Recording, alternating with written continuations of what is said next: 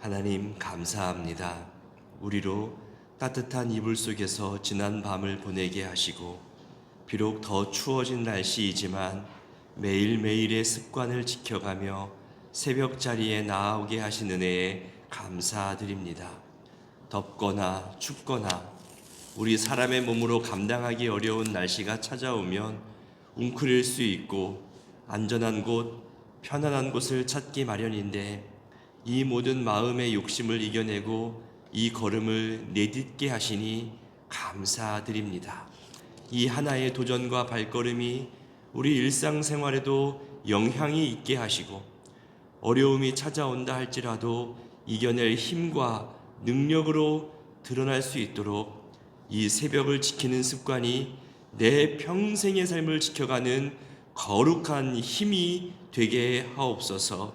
동시에 몸이 연약해지고 작은 온도 변화에도 몸의 연약함으로 감당하기 어려운 분들도 우리 중에 있습니다. 이들에게 평안한 마음을 주시고 괜찮다 말씀하여 주셔서 힘들게 내딛었던 발걸음이었지만 이제는 상황에 따라 집에서라도 이 시간을 지켜낼 수 있는 유연함도 허락하여 주옵소서. 이것이 죄의식 되지 않도록 우리 마음 중심에 평안을 더하여 주옵소서. 특히 저마다의 건강 상황과 예민한 부분이 다 다르오니 이 자리에 나오고 안 나오고를 가지고 평가하거나 비판하지 않게 하시고 현대 기술과 또 온라인으로 참여하는 방법들로도 함께하고 있음을 알고 각자의 자리를 소중히 여길 줄 아는 넉넉한 마음을 우리 가운데 허락하여 주옵소서. 그럼에도 이 자리에 나와 현장에서 실시간으로 말씀과 기도의 자리에 나온 분들에게 하나님 이들의 삶의 현장에 주의 갚아주심과 채워주심의 은혜를 허락하여 주옵소서. 하나님, 병원에 누워 계시면서도 이 작은 핸드폰 하나로 말씀을 찾아 들으시고 기도 한마디에 눈물 흘리시며 은혜와 회복을 간구하는 그 거룩한 갈망들을 주님 외면하지 마시고 병상의 자리가 믿음의 자리 되게 하옵소서. 회복과 다시 일어섬의 은혜, 로뎀나무 역사를 허락하여 주옵소서. 우리가 하나님의 사랑 가운데 있음을 확인하게 하옵소서. 우리 양창모 장로님과 그 가족들, 그리고 연약함으로 치료와 회복 중에 있는 모든 우리 지체들과 가족들이 있습니다. 그들 모두에게 이 시간을 이겨내는 그리고 위로받는 믿음의 시간들, 하나님 동행하는 시간들 되게 하옵소서. 오늘 부부가 함께 선교를 떠나는 가정들이 있습니다. 자기들의 삶의 자리에서 불편한 자리로 또 부부가 뜻을 모아 섬기고 헌신하고 봉사하는 그 결단과 도전에 주님 안전함으로 동행하여 주시고 입술의 말과 봉사하는 행동으로 하나님 나라를 증거하고 전할 때에 내가 하나님 앞에 쓰임받는 사실을 발견하게 하시고 세계 열방을 향한 하나님의 꿈도 함께 품고 돌아오게 하옵소서. 다녀온 사람들만이 아는 그 놀라운 은혜와 시선과 마음의 감동을 가득가득 허락하여 주옵소서. 선교를 준비하고 있는 우리 청년들과 함께하는 미중국 학생과 또 장년들이 있습니다. 이 훈련의 시간을 통해 하나님 마음을 더 가까이 알게 하시고 서로 교제하고 신뢰하며 한 팀으로서 이 여정들을 힘있게 감당케 하옵소서. 여유 있어서 가는 것이 아니기에 이들이 내어놓는 시간, 물질, 에너지들이 있습니다. 손에 당하지 않게 하시는 하나님의 헤아리심이 이들 모두에게 가득하게 하셔서 사람이 계획할지라도 그 걸음을 인도하시는 하나님의 손길과 역사를 경험하게 하옵소서. 그리고 증거되게 하시고 또 다른 사람들이 동참하며 도전하여서 선교의 부흥과 역사를 점점 더 많은 사람들이 경험하도록 우리 교회에 은혜 부어 주시옵소서. 이 새벽에도 주님께 드리는 모든 예물과 마음의 소원들 기뻐 흠양하여 주시고 하나님의 헤아리심을 나타내 보여 주시옵소서. 이제 말씀 앞으로 나아가오니 하나님 함께하여 주시기를 소원하옵고 예수님의 이름으로 기도드립니다. 아멘. 오늘 말씀은 마태복음 6장입니다. 어제 본문에 이어서 산상수훈 내용을 계속 보고 있습니다. 오늘 주 내용은 종교적 위선과 외식에 대해서 경계하라는 것과 기도의 모델로 주신 주기도문이 나옵니다. 그리고 재물에 대한 올바른 신앙의 태도와 그리고 하나님과 재물을 동시에 섬길 수 없다는 그 유명한 말씀도 나옵니다. 마지막으로 의식주 염려에 대한 교훈의 내용과 신앙인들이 무엇을 우선순위로 해야 하는지도 알려주고 있습니다. 오늘 본문에서 반복되는 구절 중에 하나가 사람에게 보이려고 하는 구절입니다. 사람에게 보이려고 하는 이 모든 일들을 하나님은 이미 그 사람의 자기상을 다 받았다고 말씀하시면서 하나님의 헤아리심, 하나님의 갚아주시는 것을 사모하라고 강조하고 있습니다. 우리 1절을 읽어보겠습니다. 사람에게 보이려고 그들 앞에서 너희 의를 행하지 않도록 주의하라. 그리하지 아니하면 하늘에 계신 너희 아버지께서 상을 받지 못하느니라. 유대인들이 저지르고 있는 위선은 우리 주님께서도 지적하며 경계하고 있는 거죠. 위선은 성경의 표현 그대로 사람에게 보이려고 하는 자기의라고 말할 수 있습니다. 구약의 율법과 전통 그리고 전례를 가지고 형식에 치우친 위선적 모습을 보이는 것에 대해서 크게 세 가지로 나누어 설명하고 있습니다. 이후로 구제 그리고 기도, 금식입니다. 진짜 의미, 근본이 무엇인지를 알려주고 있는 거죠. 방금 읽은 이 1절은 경고의 서론이라고 할 수 있고요. 이제 2절부터 4절까지 구제에 대한 내용이 나옵니다. 한번 읽어보겠습니다. 그러므로 구제할 때에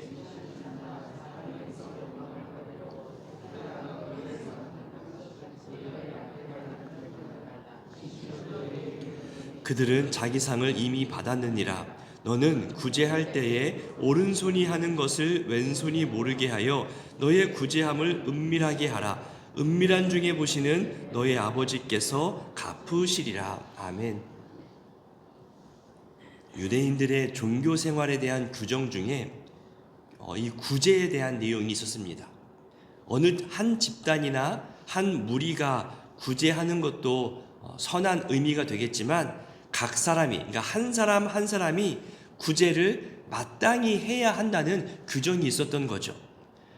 그래서 이 구제는 유대인들의 신앙생활에서 중요한 행함의 지표가 되었습니다. 구제할 때에 외식하는 자라고 표현하는데 이 외식은 연극 배우, 가면으로 꾸미다 이런 뜻이 있습니다. 그러니까 겉과 속이 다른 것을 말하는 이 위선자를 뜻하는 거죠. 구제의 목적이 아니라 자기 과시, 자기 드러냄의 목적이 있었다는 겁니다. 여기서 자기 상을 이미 받았다는 것은 이런 의미가 있습니다. 무언가를 내가 받았고 그것으로 영수증을 내어 주었다. 이 뜻이 포함되어져 있는 의미입니다. 무슨 말이냐면 내가 영수증을 주었다는 말처럼 내가 확실하게 받았다는 증거를 갖고 있다는 거죠. 앞서 설명드린 대로 어려운 사람을 구제하는 이유가 다른 사람에게 칭찬받거나 인정받기 위함인데 사람들이 이런 나의 구제하는 모습을 보고 역시 저 사람이 이번에도 구제하는구나. 참 많은 금액을 냈어. 대단해. 이런 칭찬을 받는 것인데 이미 목적한 바를 이룬 거잖아요. 자기 상을 받았기 때문에 하나님이 그 삶을 헤아려 주시거나 은밀한 중에 갚아주시고 채워주시는 역사가 없다는 거예요. 그러면서 3절에서 오른손이 하는 것을 왼손이 모르게 하라는 은밀한 구제를 지금 강조하고 있습니다. 이 원어에서는 손이라는 말이 없어요. 그냥 방향만 나와 있거든요. 그러니까 너의 오른쪽에서 하는 것을 너의 왼쪽에서 모르게 하라는 거예요. 보통 구제와 봉사가 손을 통해서 이루어지다 보니까 더 좋은 이해를 하기 위해서 이 손의 의미를 첨가한 것으로 보여집니다. 무엇이 되었든지 간에 한 지체 안에서 모를 정도로 그렇게 자기 의의를 드러내려는 구제가 아니라 은밀한 구제를 지금 이야기하고 있는 거예요. 저는 여기서 조금 더 확대해서 해석해 보는 것이 유익이 됩니다. 무슨 말이냐면요, 이런 의미를 설명드리고 싶습니다. 성경에서 보통 오른쪽과 왼쪽을 함께 설명할 때에는 오른쪽은 선하고 긍정적인 부분을 강조하기 위함이고, 왼쪽은 악하고 부정적인 의미를 말할 때가 많습니다.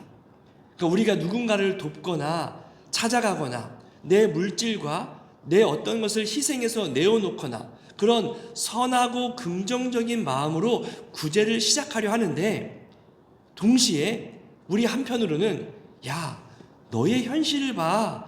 너도 어렵잖아. 그리고 이거 누가 알아주기나 해? 차라리 이걸로 너를 위해 투자해. 너부터 챙겨. 뭐 이런저런 이유와 생각들로 선뜻 이 구제의 다짐과 결심을 내밀지 못하게 하거나 망설이게 할 때가 있잖아요. 그럴 때 이 긍정의 오른쪽과 부정의 왼쪽이 충동하지 않도록 은밀하고 신속하게 구제를 실행하라는 그런 내용으로 지금 해석할 수도 있다는 거예요. 오른손과 왼손이 모르게, 그러니까 서로 선한 마음과 부정의 마음이 충동하지 않도록 하나님 앞에서 결단하고 선한 구제를 결심했으면 다른 쪽이 방해받지 않도록 빨리 신속하게 행하라는 그런 뜻으로 해석할 수 있다는 거죠. 실제 이런 경우가 많습니다. 남편의 이름으로 남편 모르게 11조와 감사헌금과 구제헌금을 내는 분들이 있어요. 단순히 남편의 직장 때문에 나중에 기부금 영수증을 받기 위해서 그런 것 정도가 아니라 지금 내 남편의 신앙과 삶이 하나님 앞에서 많이 떠나 있기 때문에 주의를 지키지 않을 때도 많다는 거죠. 이 사람의 구원 문제, 하나님께서 이 남편의 삶을 헤아려 주시기를 바라는 마음으로 은밀히 남편의 생명 구원을 위해 하나님께 대신 내어드리는 손길이 있다는 거예요. 또 자기가 어려울 때 도움받았던 것을 감사함으로 기억하면서 조금씩 마치 갚아간다는 의미를 가지고 현실의 어려움이 남아있음에도 불구하고 구제와 선교헌금을 매달 조금씩이라도 드리는 손길이 있거든요. 뭐 말하자면 훨씬 더 많은 사례를 이야기할 수 있겠지만 이런 내어드림, 이런 구제들에는 분명 반대하는 마음, 망설이게 하는 마음, 하지 않아도 돼, 이런 또 다른 나의 모습이 있다는 거죠. 그거 모르게 그거 이겨내고 여전히 하나님 앞에 드리기를 힘쓰는 분들이 있다는 거예요. 한 지체요, 모를 수 없는 오른손 왼손, 오른쪽 왼쪽, 조금 더 과장된 표현이지만 그만큼 구제에 대해서, 한 공동체의 약자들에 대해서 구약의 율법은 벌써 오래전부터 중요하게 여겨왔다는 것을 우리는 지금 알 수 있는 겁니다. 4절에 아버지 하나님께서 반드시 갚으신다는 말씀이 우리에게 위로와 소망이 됩니다. 이것을 바라고 하는 것은 아니지만 하나님의 상주심이 있다는 것, 하나님의 헤아리심과 채우심이 있다는 것은 우리의 믿음이 되고 또 소망이 됩니다. 그것도 갚으신다는 내용에는 이런 의미가 있습니다. 공개적으로 갚으신다, 이런 의미가 포함되어져 있는 단어거든요. 그러니까 앞에서 은밀하게라는 말을 했잖아요. 지금은 반대되는 의미로 공개적으로 갚으신다는 말을 사용합니다. 그만큼 나는 은밀하게 해도 하나님은 다 알고 갚으신다는 의미죠. 나의 작은 은밀함과 선행과 구제가 하나님은 크고도 확실하게 공개적으로 갚아주신다는 겁니다. 이것은 이 세상의 상급으로도 받는 것이지만 더 궁극적으로는 우리가 다 받아 누리는 하늘의 상급으로 쌓인다는 것과 연관이 되는 거죠. 다음으로 기도에 대해서 이야기하면서 주기도문을 소개합니다. 우리 5절부터 8절까지를 읽어보겠습니다. 또 너희는 기도할 때에 외식하는 자와 같이 하지 말라. 그들은 사람에게 보이려고 회당과 큰 거리 어귀에 서서 기도하기를 좋아하느니라. 내가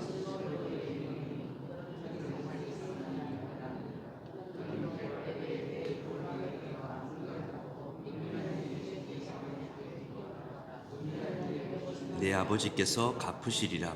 또 기도할 때에 이방인과 같이 중언부언하지 말라. 그들은 말을 많이 하여야 들으실 줄 생각하느니라. 그러므로 그들을 본받지 말라. 구하기 전에 너희에게 있어야 할 것을 하나님 너희 아버지께서 아시느니라. 아멘. 당시 유대인들의 의무적인 기도 시간이 하루에 3번 있었잖아요. 오늘날 시간으로 말하면 오전 9시, 12시 정오, 오후 3시였습니다. 이것이 그들의 공식적인 또 의무적인 기도 시간이었죠. 이 시간만 되면 어디에 있든지 기도를 해야 하는 것인데, 외식하는 위선자들은 그 시간에 일부러 사람이 많이 모인 곳에 나왔다는 거예요. 일부러 보여주려 한 거죠. 그리고 보통 기도는 유대인들의 관습을 보면 엎드려 기도하거나 무릎 꿇고 기도하거나 앉아서 기도하는 경우가 대부분인데, 여기 5절에 보세요. 사람에게 보이려고 서서 기도하기를 좋아한다고 말하고 있잖아요. 그러니까 자기의 기도 모습을 보여주기 위해서, 자기에게 이런 신앙심과 기도 시간을 철저히 지킨다는 것을 과시하기 위해서 서서 기도하는 것을 좋아한다고 지금 지적하는 겁니다. 지금은 이런 기도하는 모습조차 보이지 않아서 문제가 되잖아요. 보여주기 위한 기도. 저는 그렇게 해서라도 기도하면, 그렇게 해서라도 하나님의 이름을 부르다 보면 그것이 또한 은혜의 기회가 되지 않을까 생각하는 편입니다. 제가 아는 한 분은 정말로 순수한 분이에요. 숙제 내주면 꼬박꼬박 다 해가는 그런 분인데, 한 번은 항존직 선거 앞에서 미리 얘기를 했죠. 주일 성수뿐만이 아니라 새벽 기도에 오는지도 중요하게 볼 것이다. 그래서 이분은 새벽에 절반 이상이라도 오면 좋겠다는 그 말에 도전을 받아서, 절반이 뭐야, 나는 다 지킬 거야, 그렇게 도전을 해서 1년 내내 새벽을 나오신 분이 있었어요. 그 당시 교회는 주일도 새벽 기도를 했었거든요. 그러니까 1년 365일을 새벽을 다 지키셨던 거죠. 선거 결과에 상관없이 이분은 그때부터 지금까지 새벽을 지키는 습관을 가지고 있다고 해요. 어찌 보면 남에게 보여주어야 하는 의무적인 자리일지 모르지만, 또 그렇게 오해의 시선도 있었겠죠. 하지만 그것을 은혜의 기회로 바꾸어서 도전하여서 하나님을 더 가까이 하는 습관을 평생 갖게 된 거예요. 그래서 저는 의무적으로라도 사람들의 눈에 보이는 자리에도 나오는 것 자체가 귀한 것이고, 하나님께서 그 기회를 통해서 저 사람에게 거룩한 습관을 주시겠구나, 그렇게 또 기대하게 되어져요. 지금 이 자리에도 그런 분들이 계시잖아요. 숙제처럼 시작됐지만, 의무감처럼 시작됐지만 그것이 습관이 되고 은혜가 되니, 하나님이 나를 부르셨구나, 하나님이 지금 나를 사용하고 계시구나, 이 기도의 자리에 나를 동참시키시는구나, 하나님이 나와 동행하시는구나 알게 하시는 역사가 분명히 있다는 거죠. 6절에 사람들이 보이는 곳과 반대되는 의미로 골방을 이야기하고 있습니다. 골방은 창고, 어떤 내실, 침실, 이런 의미를 가지고 있는 거죠. 그것이 어떤 장소가 되었든지 간에 다른 사람의 눈에 잘 보이지 않는 나만의 공간이라는 겁니다. 이런 내용이 개인 기도만 중요하고 다 같이 모여 하는 공적 기도는 중요하지 않다, 이걸 말하는 게 아니에요. 외식하는 자의, 위선자의 기도를 지적하기 위한 표현이고, 하나님과의 은밀한 교제가 더 중요함을 말하고 있는 겁니다. 7절에 기도할 때에 중언부언하지 말라고 하죠. 말 그대로 말을 의미 없이 많이 한다는 뜻입니다. 생각 없이 말하다, 쓸데없이 말한다는 뜻을 가지고 있습니다. 이런 모습은 옛날 그 엘리야 시대 때 갈멜산에서 바알 숭배자들과 대결하잖아요. 그때 보여준 바알 숭배자들이 의미 없이 내뱉는 그런 소리들을 말하는 모습입니다. 시간을 채우기 위해, 또는 사람들의 감정을 훔치기 위해 기도의 강약을 조절하면서 반복적으로 다른 사람들이 알아듣지 못하는 마치 신비한 능력이 있는 것처럼 그렇게 기도하는 것을 피하라는 거예요. 자기가 원하는 것을 이루어주기를 바라는 이기적인 기도를 할 때가 있잖아요. 때론 내 뜻이 옳으니 하나님 이거 들어주셔야 돼요 하면서 하나님을 설득하는 기도를 할 때가 우리한테 있다는 거예요. 최근에는 정치나 경제적인 것과 연관되어서 이것이 옳다, 저것이 틀리다, 내 주장을 가지고 기도할 때도 있습니다. 기도는 하나님과의 대화입니다. 지금도 이 새벽에 찬송을 부르고 인도하는 목사님들이 그날의 말씀과 또 말씀과 연관된 찬송을 부르면서 목회 기도를 인도합니다. 주일에도 수요일에도 공예배 시에 우리 장로님들이 또 집사님과 권사님들이 목장장님들이 기도할 때에도 제가 부탁을 드리고 권면드릴 때 목회적 기도를 해달라고 부탁을 드리는 편이잖아요. 하나님의 주권과 다스리심에 대한 감사, 교회를 통해 일하시는 하나님의 역사, 사람을 부르시고 세우시고 일하게 하시고 또 위로하시는 하나님의 섭리에 대해서 우리가 순종해야 함을 기도 속에 담아내달라고 부탁을 드립니다.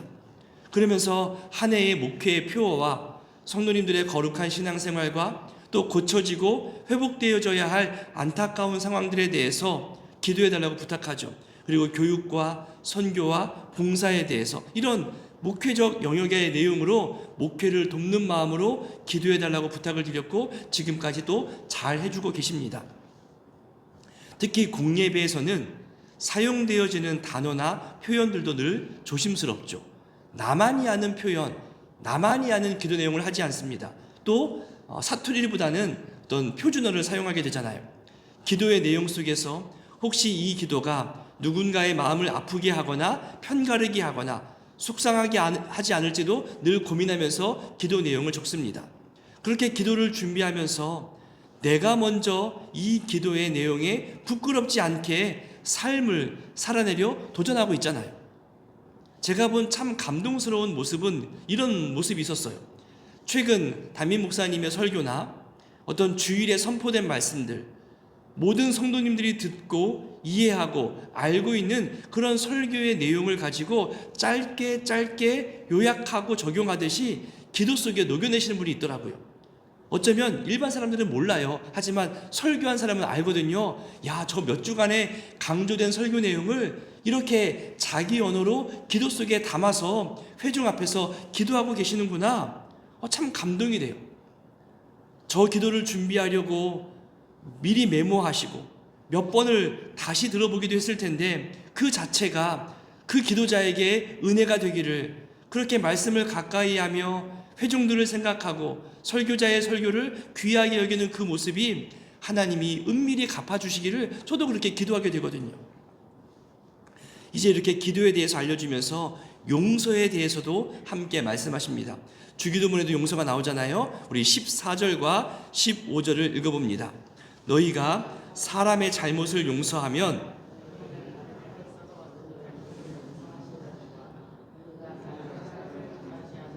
너희 아버지께서도 너희 잘못을 용서하지 아니하시리라. 다음으로 금식에 대해서 말씀하십니다. 우리 16절을 읽어봅니다.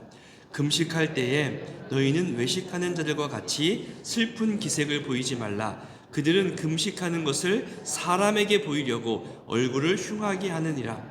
내가 진실로 너희에게 이르노니 그들은 자기 상을 이미 받았느니라. 이렇게 6장의 절반 앞부분은 사람들에게 보이려고 하는 이 구절이 반복되면서 외식과 위선에 대해서 지적하며 말씀하셨고, 이제 나머지 이후 절반은 재물과 염려에 대해서 그리고 우리 삶의 우선순위에 대해서 말씀하십니다. 몇 구절 찾아보겠습니다. 설명하지 않아도 충분히 말씀 자체로도 이해되는 내용들입니다. 21절을 볼까요? 21절 읽습니다. 너의 보물이 있는 그곳에 너의 마음도 있느니라. 이어서 24절과 25절도 있습니다.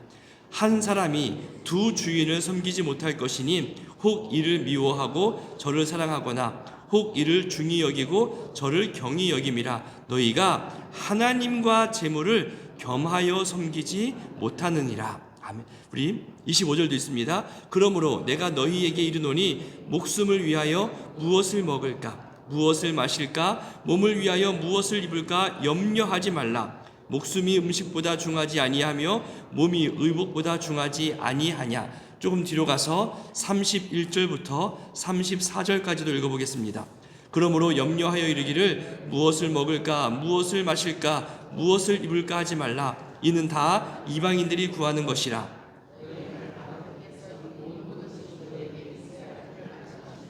그런즉 너희는 먼저 그의 나라와 그의 의를 구하라. 그리하면 이 모든 것을 너희에게 더하시리라. 그러므로 내일 일을 위하여 염려하지 말라. 내일 일은 내일이 염려할 것이요 한날의 괴로움은 그날로 족하니라. 아멘. 오늘 이 말씀들을 기억하며 기도하실 때에 외식과 위선보다 은밀함으로 그리고 진실함으로 신앙생활하기를 기도하시기 바랍니다. 그리고 외식과 위선이라 할지라도 그것이 은혜의 도전이 되기를, 은혜의 기회가 되어서 거룩한 습관으로 이어질 수 있게 되기를 또 기도 부탁드립니다. 지금도 병상에 누워 계신 분들과 또 저마다의 삶의 자리에서 하나님을 찾는 사람들에게 하나님 응답해 주시기를 기도 부탁드립니다. 함께 주기도문으로 기도하겠습니다. 하늘에 계신 우리 아버지, 아버지의 이름을 거룩하게 하시며 아버지의 나라가 오게 하시며 아버지의 뜻이 하늘에서와 같이 땅에서도 이루어지게 하소서. 오늘 우리에게 일용할 양식을 주시고 우리가 우리에게 잘못한 사람을 용서하여 준 것 같이 우리 죄를 용서하여 주시고 우리를 시험에 빠지지 않게 하시고 악에서 구하소서. 나라와 권능과 영광이 영원히 아버지의 것입니다. 아멘.